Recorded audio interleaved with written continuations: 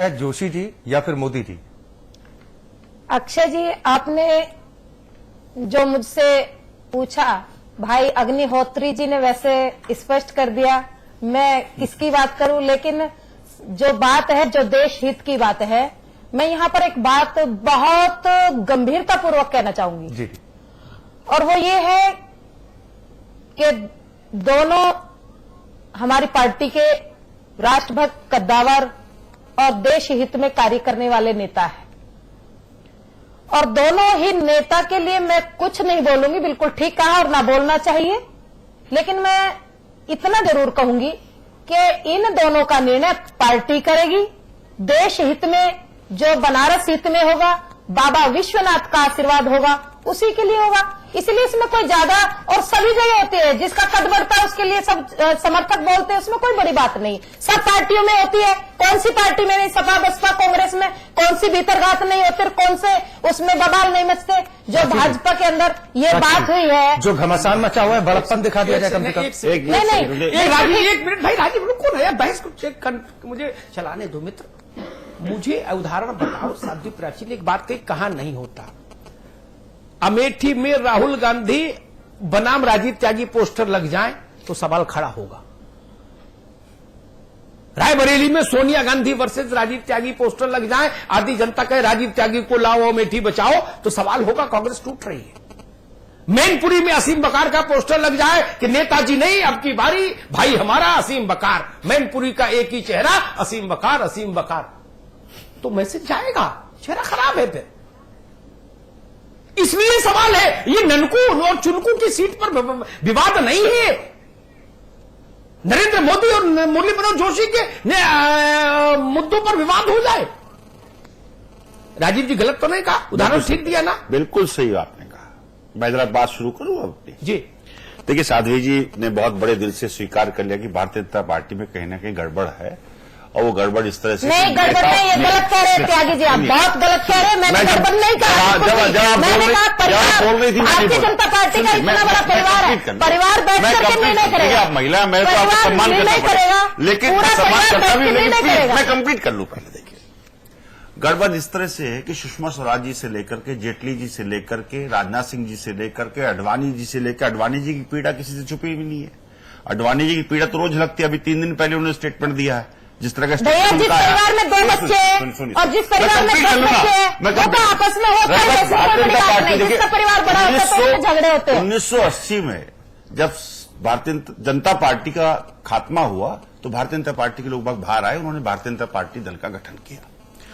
Bharatiya Janata party की दिक्कत यह है कि जो भारतीय जनता पार्टी, जिन्होंने भारतीय जनता पार्टी को बनाया, चाहे वो आडवाणी जी हो, चाहे वो कल्याण सिंह हो, चाहे वो खुराना जी हो, चाहे वो उमा भारती जी हो, चाहे वो गोविंदाचार्य जी हो, इन सबकी भारतीय जनता पार्टी ने कितनी दुर्गति की, ये किसी से छुपा हुआ नहीं है, किसी से छुपा हुआ नहीं है। आज मोदी जी चल रहे हैं, मोदी जी, मैं मुतमईन हूं इस बात के लिए कि 2014 में भारतीय जनता पार्टी की सरकार नहीं बनेगी तो मोदी जी को भी पर्दे के पीछे ऐसे ही डाल दिया जाएगा जैसे आज अडवाणी जी को डाला गया है। और ये ध्यान रखना चाहिए भारतीय जनता पार्टी को, लोगों को, कि शौहरत की बुलंदी भी पल भर का तमाशा है, जिस शाख पे बैठे वो टूट भी सकती है। तो मोदी जी, शाख आपकी भी टूट जाएगी 2014 के जब रिजल्ट आएंगे, और साध्वी जी फिर कहेंगे कि मोदी जी हमारे किसी काम के नहीं, हम किसी और को लेकर चलेंगे। रही बात जोशी जी की, रही बात जोशी जी की, लास्ट रही बात जोशी जी की। देखिए, जोशी जी जो है ना, वहां के पुराने वरिष्ठ नेता है, ब्राह्मण नेता है। अब ये उनको देखना है, भारतीय जनता पार्टी के लोगों को, कि जोशी जी से जैसे पुराने ब्राह्मण नेता को वो लेकर चलती है अपने साथ, या किस तरह से आगे मूव करती है, वो देखेंगे। रही बात इसकी कि भारतीय जनता पार्टी निश्चित रूप से यूज एंड थ्रो का काम करती है, नेताओं को जो है एक टिश्यू पेपर की तरह इस्तेमाल करती है और डस्टबिन में डाल देती है। ये इतिहास में दर्ज है चीजें। लेकिन जो लोग मध्यम मार्ग की बात करते हैं, जैसे अटल बिहारी वाजपेयी मध्यम मार्ग की बात, असीम बकार, आपने जो शेर पढ़ा उसी की काट में मुझे लग रहा है असीम बकार ने जरूर कोई शेर सोच के रखा होगा। वो भारतीय जनता पार्टी के लिए लेंगे आज वो भी। वकार भाई जी जी, मैं अमिताभ भाई, भारतीय जनता पार्टी की यह परंपरा है कि इनके यहां जो सीनियर हो जाता है उसको ये लोग कूड़े के डिब्बे में डाल देते हैं। अडवाणी जी बेचारे किस कंडीशन में हैं ये पूरा भारत जानता है कि कि उन्होंने कितने दुखी मन से वकार जी, आप सभ्यता में रोते हुए बात करिए, कूड़े के डब्बे में नहीं, सिर पर बैठाया जाता है। हमने आदरणीय आडवाणी जी हमारे पिता में है और बहुत सम्मानित उस पर रखा है। आप गलत बात कर रहे हैं, ये भाषा पर आप कंट्रोल करिए। त्यागी जी, आपने भी ऐसी भाषा बोली? नहीं, मैंने ऐसी भाषा नहीं बोली। मैंने कहा पिता मैं को तीरों की शैया पे लिटाया जाता है। ये गलत बात है। बकायदा तीरों की शैया पे लिटा करके उनका इंतजार किया जाता है कि उनका कब निधन होगा। ऐसा नहीं करती है, उनका निधन कब होगा इंतजार किया जाता है। आपके पार्टी में इतिहास में दर्ज दीजिए आपका परिवार का क्या हाल है, उमा भारती जी का आपने क्या हाल किया, कल्याण सिंह जी का आपने क्या हाल किया, जिन्होंने भारत तक बताई क्या हाल किया। आज कल्याण सिंह जी राष्ट्रीय उपाध्यक्ष है, कौन कहता है? आज है ना, 4 दिन पहले क्या था? तो उनकी जो पार्टी, देखिए ये बात नहीं, आप बात करने लगे, अब राजीव त्यागी इच्छा मृत्यु की बात करने लगे, मामला गंभीर हो गया। असीम देखिए ना, तीरों शैया पे नहीं है। इन्होंने कहा कि हमारे भीषम पिता में है, तो भीषम पिता में तीरों शैया मिली थी। मैंने कहा सम्मानित पद पे बैठा है। रोज उनकी पीड़ा व्यक्त हो रही है, रोज वो समाचार पत्रों में कह रहे हैं। राजीव जी एक मिनट भाई जी, वकार साहब जी, देखिए इनकी परंपरा जिस तरह की है उसी तरह काम हो रहे हैं। और मैं तो जोशी जी को ये सलाह देना चाहता हूं कि फौरन आप वाराणसी की सीट छोड़ दीजिए, वरना ये भारतीय जनता पार्टी के लोग आपको देश से ही निकाल देंगे। ये बहुत जल्दी उग्र हो जाते हैं। और हमारी साध्वी प्राची जी जो हैं, बहुत मैं इनकी मान सम्मान करता हूं और मैं चाहता हूं कि गुजरात का मुख्यमंत्री इनको बना दिया जाए।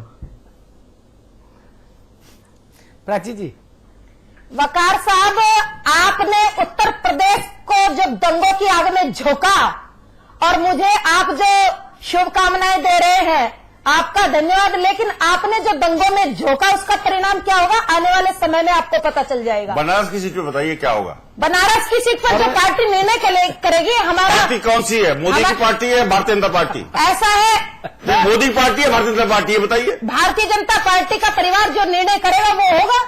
उसमें तो अडवाणी जी परेशान है, उसमें मुरली मनोहर जोशी परेशान है, उसमें उमा भारती परेशान है, उसमें कल्याण सिंह परेशान है, उसमें सुषमा जी परेशान है। आपकी पार्टी में कौन परेशान नहीं है? हमारी पार्टी में परेशान नहीं है, अभी बताइए। परेशान नहीं, हमारे यहाँ शीर्ष नेतृत्व जो फैसला करता है उसको हर वर्कर्स को निभाने का काम करता है।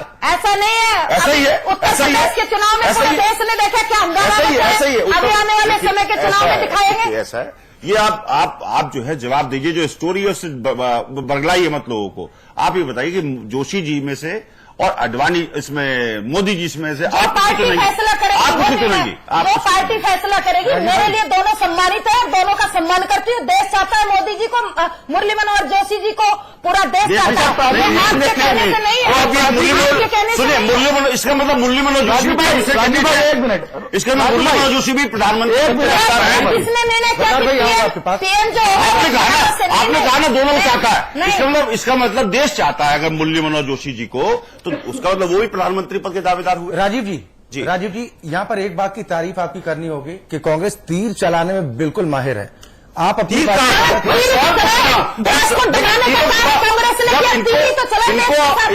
इनको अडवाणी जी को तीरों में शैया पे लिटाना है, भाई साहब, तो तीर तो देने पड़ेंगे इनको पहले। अच्छा ठीक है, नहीं दूसरे के घर में झांकने से पहले अपने घर में झांकिए। जगदम्बिका पाल जी छोड़ के चले गए। इनकी पार्टी से लोग नाराज होकर हमारी पार्टी में आ रहे और हमें बात बताते हैं। देखिए, मुझे बहुत अच्छा चुनाव के समय में मैं ये मानता हूं अक्षय जी, जब इनका परिवार टूट के हमारी पास में आ रहा है। जी मैं जवाब दे दूं प्लीज। अक्षय जी, आपने एक प्रश्न उठाई, पाल साहब के बारे में आपने बोला, बूंद बूंद से घड़ा बढ़ता है, सागर बनता है, इसमें कहीं कोई दो राय नहीं।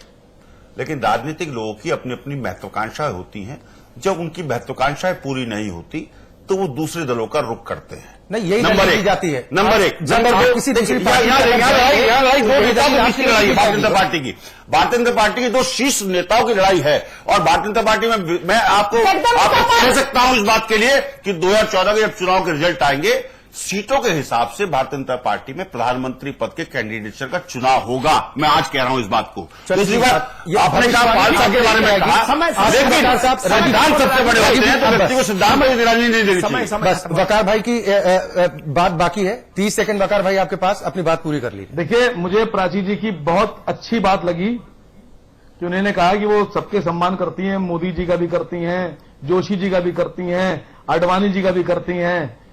तो सबसे मैं साध्वी प्राची जी से पूछना चाहता हूं कि आडवाणी जी, मोदी जी और जोशी जी, इन तीनों में ज्यादा सम्मान किसका करती हैं, और आपकी निजी राय में प्रधानमंत्री किसको बनना चाहिए? मोदी जी को।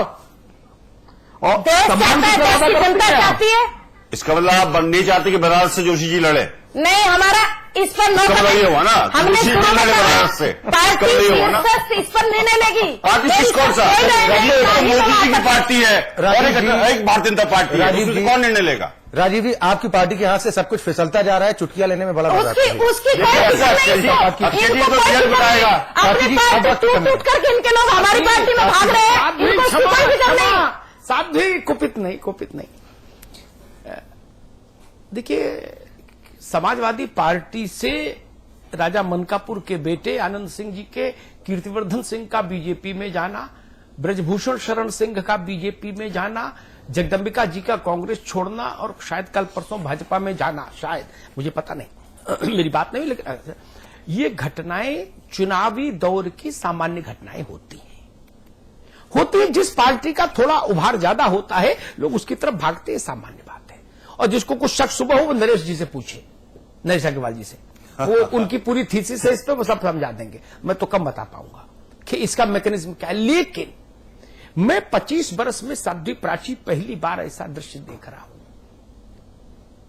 मुझे पता नहीं आप सार्वजनिक जीवन में कितने समय से हैं, लेकिन 25 वर्ष से मैं देख, ठीक है भगवान सुनिए ना, राजनीतिक परिस्थितियों को आप कब से गौर से देख पा रही हैं, ये मुझे पता नहीं है ना, लंबे समय से, अनंत काल से। ठीक, चलिए इस पर कोई दिक्कत नहीं। लेकिन मेरा तजुर्बा ये कहता है, भारतीय जनता पार्टी जब से बनी तब से ऐसा संघर्ष दो बड़ों के समर्थकों के बीच एक ही शहर में मैंने पहली मर्तबा देखा, इसलिए विषय लेके आया। हमारी पार्टी एक परिवार की नहीं है, एक व्यक्ति की पार्टी नहीं है, मायावती की पार्टी। साध्वी प्राची नहीं, साध्वी प्राची माफ करिए, नहीं, अब नहीं, हमारे बहस का फॉर्मेट थोड़ा अलग है। प्राची जी, नहीं, साध्वी प्राची नहीं, साध्वी प्राची नहीं, पहली बार देख रहा हूं। वरना गांधी तब भी पार्टी एक आदमी की पार्टी नहीं थी। जब आडवाणी गांधीनगर से लड़ते थे तो वहां कोई दूसरा दावा नहीं ठोकता था, कोई दूसरा पोस्टर नहीं लगाता था। वाजपेयी लखनऊ से लड़ते थे तब भी पार्टी एक आदमी की पार्टी नहीं थी। जो साध्वी प्राची हमको तर्क दे रही है, तर्क सस्टेनेबल नहीं, टिकता नहीं कहीं, इसलिए खारिज हो जाता है। तब भी पार्टी एक ही आदमी की पार्टी नहीं थी, ठीक है ना, ये बात मानकर चलिए। अतरौली से 9 बार कल्याण सिंह लड़े तब भी पार्टी एक आदमी की पार्टी नहीं थी, लेकिन वहां जाके ओम प्रकाश सिंह पर्चा नहीं भरते थे, पोस्टर नहीं लगाते थे, और लालजी टंडन। ये समझना होगा साध्वी को। ये आज ये एक दृश्य पहली बार देख रहा हूं, और दूसरा दृश्य ये पहली बार देख रहा हूं 25 वर्ष में। मोदी जब राष्ट्रीय पटल पर पहली बार एंट्री लिए थे तो मुरली मनोहर जोशी की एकता यात्रा के व्यवस्थापक थे, जिसमें मैं दिल्ली से श्रीनगर लाल चौक तक गया था मुरली मनोहर जोशी के साथ। तब उसमें नरेंद्र मोदी नौजवान साथी थे हम लोगों के। खैर, ये भी पहली बार देख रहा हूं। दूसरी बात जिसका उल्लेख करना यह बहुत लाजमी है कि 85-86 वर्ष के लाल कृष्ण आडवाणी को कहना पड़ रहा है कि मैं गांधीनगर से लड़ना चाहता हूं, मैं लोकसभा लड़ना चाहता हूं। यह बात असीम बकार कहे, साध्वी कहे, राजीव त्यागी कहे, समझ आता है। नौजवान लोग हैं, अपनी दावेदारी ठोकेंगे, आगे कैसे बढ़ेंगे। मैंने भाजपा और जनसंघ का वो स्वरूप देखा कि ऐसे लोगों के घर टिकट जाती थी, ये टिकट के लिए बोलते नहीं थे। आज बोलना पड़े पब्लिक में, प्रेस में, एक के ऊपर एक पोस्टर लग जाए, बोले बाबा विश्वनाथ जोशी जी का देंगे साथ, उसी के साथ पोस्टर लग जाए, मैं आ रहा हूं। एक दूसरा चेहरा, एक ही पार्टी, क्या कर रहे हैं। क्या कर रहे हैं? लखनऊ में आडवाणी और वाजपेयी एक ही साथ पोस्टर में मैं आ रहा हूं और अवध को नाज है वाजपेयी पर, और इधर से आडवाणी जी का एक पोस्टर खत चिपकता कि मैं आ रहा हूं लड़ने लखनऊ से। क्या दृश्य बनता है? आजम खान और मुलायम सिंह मैनपुरी में एक साथ लड़ जाएं, क्या दृश्य बनेगा? इस अंतर को नहीं समझ रहे लोग।